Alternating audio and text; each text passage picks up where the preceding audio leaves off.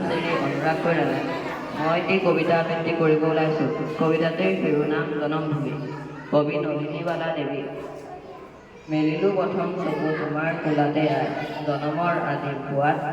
মুদিম আকৌ চকু তোমাৰ কোলাতে হৈ জীৱনৰ শেষ সন্ধিয়াত। মৰাৰ পাছতো যেন পাওঁহি আকৌ ঠাই চেনেহৰ শীতলী কোলাত।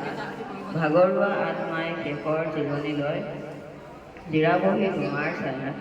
পখী হয় আকাশৰ বুকুত ফুৰিম উৰি, বাঁহ লম ওখ বিৰিখত।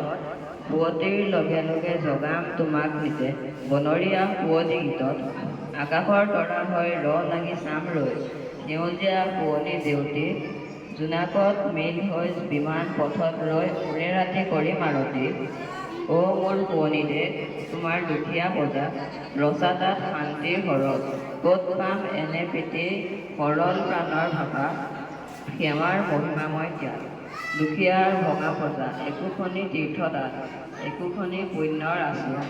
মৰিলে পুনৰ আহি দুখীয়াৰ দেশতে মোৰ লওঁ যেন পুনৰ জন্ম। নমস্কাৰ।